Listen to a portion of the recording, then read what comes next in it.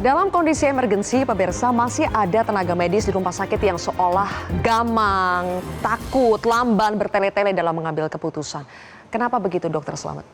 Ya, sumpah dokter kami menyatakan bahwa sejak pembuahan sampai meninggal itu kita harus menjunjung tinggi itu. Akan tetapi dalam sistem pelayanan kita ini kan sekarang apalagi dengan kasus dokter anak di Bangka Belitung jadi tersangka hanya karena gagal menyelamatkan nyawa, kemudian dokter kandungan di Kota Mobagu, kemudian ada beberapa, ini banyak yang tersangka sekarang. Yang dikhawatirkan ke depan maka tenaga medis ini akan defense, dia akan hitung-hitungan apakah dia bisa menyelamatkan atau enggak. Kalau enggak bisa menyelamatkan, ya mungkin dia sebagai manusia, ya manusiawi, dia langsung rujuk bisa juga.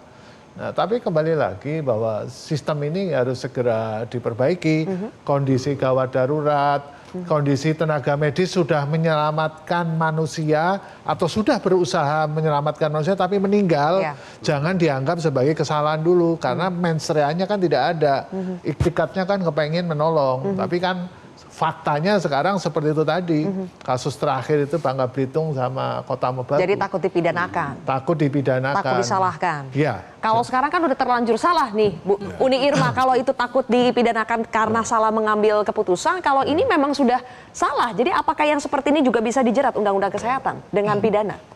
Harusnya bisa. Karena ini merupakan kelalaian yang memang disengaja.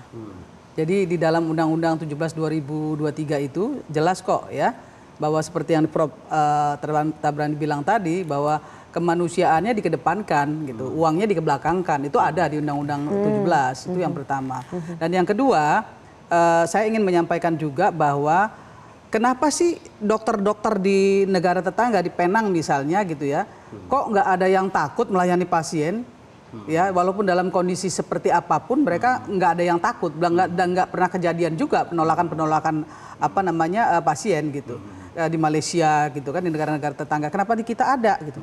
Artinya apa? Mindset dari dokter-dokter kita ini juga harus dirubah, paradigmanya harus dirubah. Nggak boleh lagi mengedepankan kepentingan, hanya kepentingan money, kepentingan finansial, tapi sumpah dokternya juga harus ngejawantahkan sebagai bagian dari tanggung jawab mereka terhadap nilai-nilai kemanusiaan.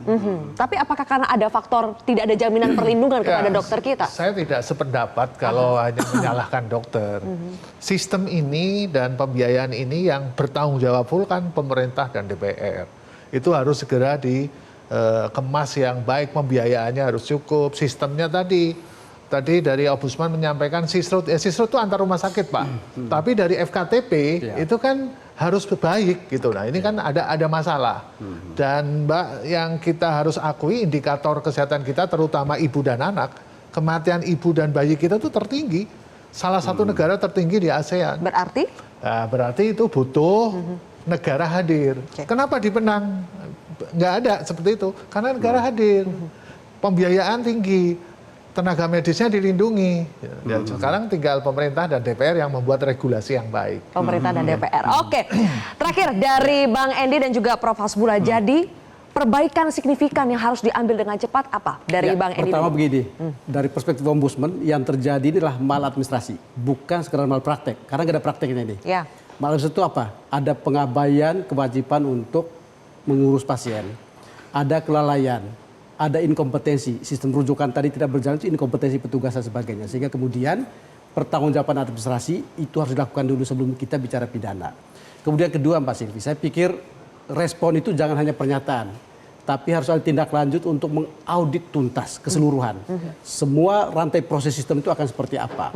Dan bahkan kemudian komite akreditasi rumah sakit, KRS itu perlu juga masuk untuk melihat apakah akreditasi rumah sakit ini, karena gini, banyak akreditasi rumah sakit itu juga abal-abal. Ya. Termasuk pemenuhan SDMK tadi. Itu kemudian minjam dari mana-mana agar kemudian terpenuhi misalnya. Lalu kemudian setelah selesai orangnya pulang dan sebagainya. Nah, ini perlu untuk diakreditasi lagi, untuk dilihat bahkan menjadi basis ketika rekredisaling oleh BPJS. Ini bisa jadi pertimbangan. Oke, baik. Prof. Hasbullah? Ya, saya kembali lagi ingin melihat ini menjadi satu kasus terakhir. Mudah-mudahan. Dan oleh karena itu saya minta semua pihak, termasuk rumah sakit, coba mereview. Kalau ada tindakan-tindakan yang memang kurang paham, tidak sesuai dengan SOP, ya mari kita perbaiki. Kalau SOP-nya kurang, SOP juga nggak cuma SOP, harus ada kontrol dari pemerintah pusat sampai daerah dijalani atau tidak. Ya, kalau nggak dijalani mahal, ya memang mahal, kesehatan mahal. Ya di seluruh dunia juga kesehatan memang mahal. Jangan alasan nggak ada duit mahal, padahal yang dikorup banyak banget. Ya. Makanya. Nggak, Ini lagi-lagi nggak persoalan Tapi juga keberpihakan. masyarakat pasien juga mesti sadar Ya. bahwa tidak dokter rumah sakit tidak bisa menjamin nyawa seseorang. Jadi kalau ada kasus-kasus yang memang sulit atau memang sudah terlambat, ya harus bisa ikhlas. Jangan main menyalahkan dulu, jangan suuzon juga. Tapi juga jangan juga nerimo semuanya. Inilah uniknya di pelayanan kesehatan. Ya mudah-mudahan kita jadikan ini sebagai pembelajaran untuk pembelajaran yang sangat mahal, tapi mudah-mudahan jangan cuma karena ada kasus ini saja karena viral. Ya, mudah-mudahan harus berkelanjutan. Terima kasih Bapak Ibu. Iya, terima kasih Bapak Ibu sudah bergabung bersama kita di Kontroversi. Pemirsa, sistem kesehatan akan disebut gagal jika tidak bisa memberikan pertolongan pada pasien darurat yang membutuhkan. Jangan sampai ada lagi nyawa yang hilang karena kebobrokan layanan kesehatan. Saya Zilvia Iskandar pamit undur diri. Terima kasih telah menyaksikan Kontroversi. Jelajahi cara baru mendapatkan informasi. Download Metro TV Extend sekarang.